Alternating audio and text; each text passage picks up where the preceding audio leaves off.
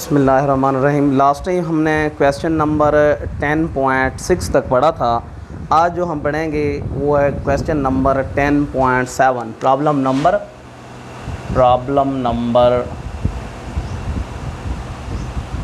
10.7 statement पढ़ेंगे बच्चों। Statement को समझना ज़रूरी है। A transverse wave produce on a spring.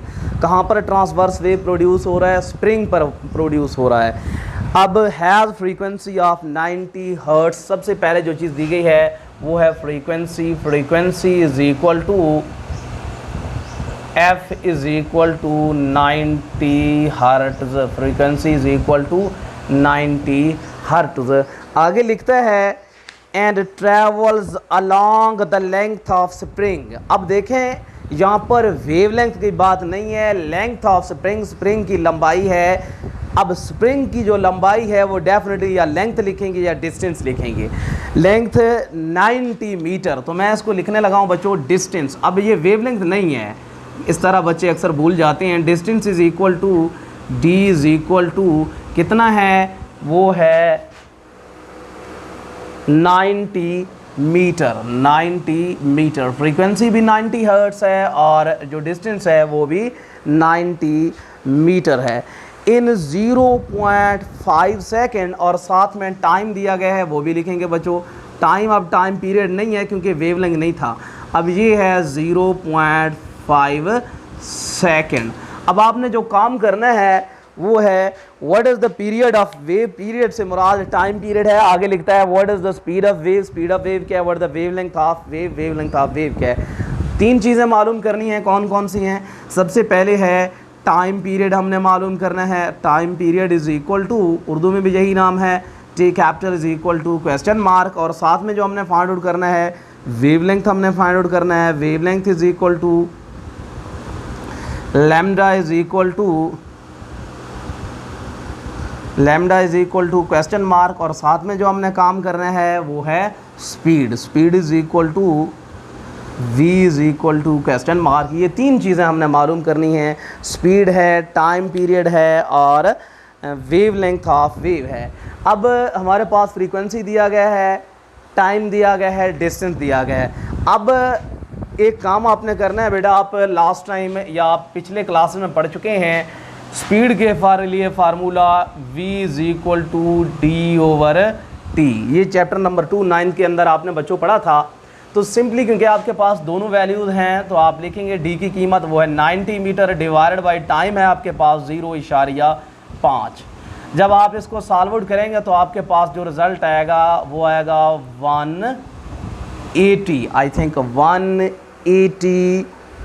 इसके लिए स्पीड के लिए जो आपके पास है रिज़ल्ट 180 मीटर पर सेकेंड। स्पीड आपके पास आया है 180 मीटर पर सेकेंड। एक हिस्सा आपने कर लिया है। आगे लिखता है वेवलेंथ। आप आसानी, क्योंकि फ्रीक्वेंसी भी है स्पीड भी है, आप वेवलेंथ मालूम कर सकते हैं। आप लिखेंगे वेवलेंथ के लिए वही नो दैट या बेशक आप लिखें वेवलेंथ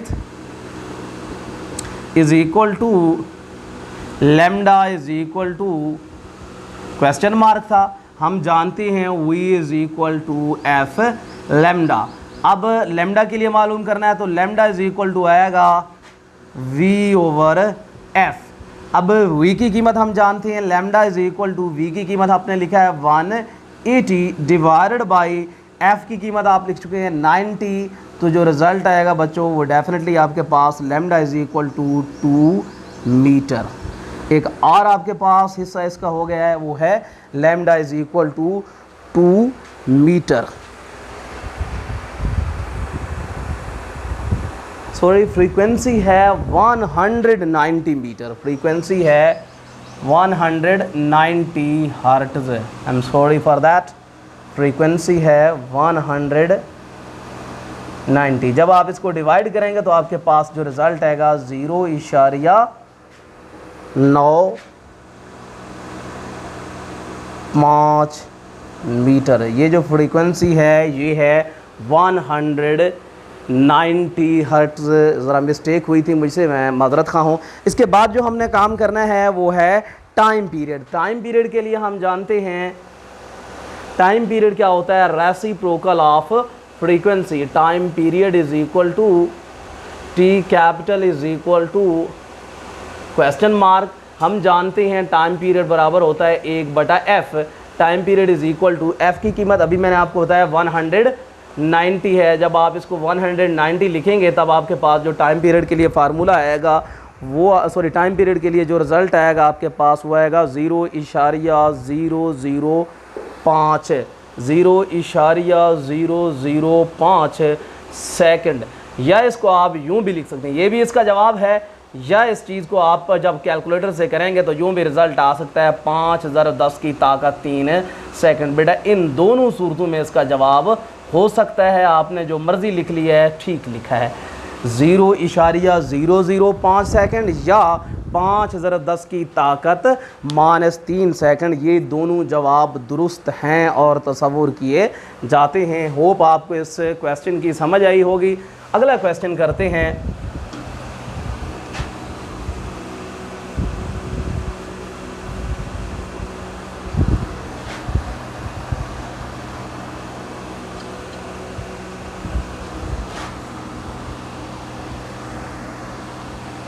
टेन 10.8 प्रॉब्लम है, प्रॉब्लम नंबर 10.8। क्वेश्चन की स्टेटमेंट है, अ water waves in a shallow dish, एक कम गहरा डिश के अंदर और 6 सेंटीमीटर। अब जो वाटर वेव्स हैं, वेव के दरमियान का जो फासला है उसे हम वेव लेंथ कहते हैं, वो है 6 centimetre long. At one point the water moves up and down at rate of 4.8 oscillation per second. मैंने आपको बताया था oscillation per second, cycle per second, number of vibration per second या हर्ट्ज जो है फ्रीक्वेंसी का यूनिट होता है। यहाँ पर लिखता है 4.8 ऑसिलेशन पर सेकंड, इसका मतलब ये फ्रीक्वेंसी दिया गया है बच्चों। तो हम लिखेंगे एक चीज़ जो दी गई है वो है फ्रीक्वेंसी। फ्रीक्वेंसी क्या है? Frequency is equal to f is equal to 4.8 oscillation. मैं बिल्कुल जो चीज़ किताब में लिखा हुआ है वही लिख रहा हूँ, पर सेकंड। उर्दू के अंदर इसे कहेंगे ऑसिलेशन, ऑसिलेशन फी सेकंड। ऑसिलेशन फी सेकंड जो है ये फ्रीक्वेंसी का यूनिट है, इसका मतलब फ्रीक्वेंसी दिया गया है। अब water waves in the shallow dish are 6 centimetre long, इसका मतलब वेव लेंथ दिया गया है। Wave length is equal to, इसको किस चीज़ से बच्चों ज़ाहिर करते हैं? हम जानते हैं वेव लेंथ को लैम्डा से ज़ाहिर करते हैं। 6 सेंटीमीटर, सेंटीमीटर को मीटर में कन्वर्ट करने के लिए लिखेंगे 6 / 100, तो रिज़ल्ट आएगा 0.06 मीटर। आगे क्या लिखता है? लिखता है water waves in a shallow dish 6 centimeter long, at one point the water waves move up and down at rate of 4.8 oscillation per second. What is the speed of water waves? What is the period of water wave? दो चीज़ें मालूम करनी है। एक speed of water wave, हम लिखेंगे speed is equal to v is equal to question mark, और हमने मालूम करना है पीरियड। पीरियड से मुराद टाइम पीरियड ही है। Time period is equal to T capital is equal to question mark. बेटा आप आसानी के साथ दोनों चीज़ें मालूम कर सकते हैं। हम जानते हैं, वी नो दैट, आप पढ़ चुके हैं, आप जानते हैं, 12 क्वेश्चन के अंदर किया है। V is equal to f lambda. अब एफ़ की कीमत दी गई है, लैम्डा की कीमत दी गई है, आप सिंपली कीमतें पुट कर दें। 4.8 मल्टीप्लाई बाई 0.06, इन दोनों चीज़ों को जो आप मल्टीप्लाई करेंगे आपके पास जो रिज़ल्ट आएगा शाबाश वो है, इन दोनों को जब आप मल्टीप्लाई करेंगे तो आपके पास रिज़ल्ट आएगा 0.29 metre per second. 0.29 metre per second. अब टाइम पीरियड आपने मालूम करना है। Time period is the reciprocal of frequency, इसको आप लिखेंगे 1/f। Time period is equal to 1/f की कीमत बेटा आप लिख चुके हैं 4.8। जब एक को आप 4.8 पर तकसीम करते हैं तो आपके पास जो रिज़ल्ट आएगा वो है 0.21 second. 0.21 second which is the time period and speed of wave. तो ये जो दो चीज़ें हमने मालूम करनी थी ये हमने कैलकुलेट किए हैं। फ्रीक्वेंसी अब यहाँ पर दिया गया है 4.8 ऑसिलेशन पर सेकंड। मैंने आपको बताया था ऑसिलेशन पर सेकंड जो है ये फ्रीक्वेंसी का यूनिट है। वेवलेंथ 6 सेंटीमीटर है जिसको हमने मीटर में लिखा है।